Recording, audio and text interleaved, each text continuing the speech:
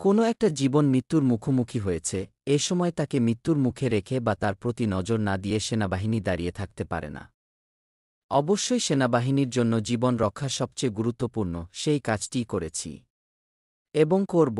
সেনাবাহিনীর মিলিটারি অপারেশনসের পরিচালক বলেন, একটা বিপদসংকুল সময় আমরা পার করছি। এ অবস্থা থেকে উত্তরণের জন্য সবার সহযোগিতা দরকার। আমরা যেন সম্মিলিতভাবে কাজ করে এ অবস্থা থেকে উত্তরণ ঘটাতে পারি। গোপালগঞ্জের ঘটনার বিষয়ে আগাম কোনো তথ্য ছিল কি না, থাকলে ব্যবস্থা নেওয়া গেল না কেন, এসব বিষয়ে সংবাদ সম্মেলনে সেনাবাহিনীর বক্তব্য জানতে চাওয়া হয়।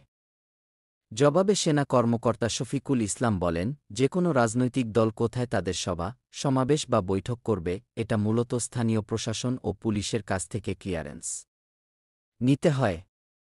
এ বিষয়ে তারা জানত, আমাদের কাছে আগাম কোনো তথ্য ছিল না। গোপালগঞ্জে প্রাণঘাতী অস্ত্রের ব্যবহার নিয়ে অভিযোগের বিষয়ে এক প্রশ্নের জবাবে colonel staff colonel Shafiqul Islam বলেন, এটা একটা অনাকাঙ্ক্ষিত পরিস্থিতি ছিল, যেখানে শুধু ইটপাটকেল নিক্ষেপ করা হয়নি, ককটেল নিক্ষেপ করা হয়েছে। সেখানে জীবনাশের হুমকি ছিল।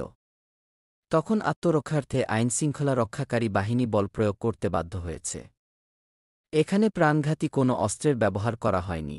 এনসিপির প্রসঙ্গ উল্লেখ করে এক সাংবাদিক জানতে চান, একটি রাজনৈতিক দলের ক্ষেত্রে সেনাবাহিনীর বিশেষ কোনো দুর্বলতা আছে কি না। জবাবে এই সেনা কর্মকর্তা বলেন, বিশেষ কোনো দলের ক্ষেত্রে সেনাবাহিনীর আলাদা কোনো নজর নেই। দায়িত্ব পালনের ক্ষেত্রে সবাই সমান। তবে যেখানে জনদুর্ভোগ ও জীবননাশের হুমকি থাকে সেখানে সেনাবাহিনী কঠোর হয়, জনসাধারণকে সহায়তা করে থাকে। সেখানে গোপালগঞ্জ সেনাবাহিনী যদি সঠিকভাবে দায়িত্ব পালন না করত, তাহলে আরও হতাহত বা জীবনাশের শঙ্কা থাকত। সেই হিসেবে সেনাবাহিনী সেটা করেছে। সেনা সদরের ব্রিফিংয়ে কথা বলেন সেনা সদরের মিলিটারি অপারেশনস ডাইরেক্টরেটের কর্নেল স্টাফ কর্নেল মো. শফিকুল ইসলাম।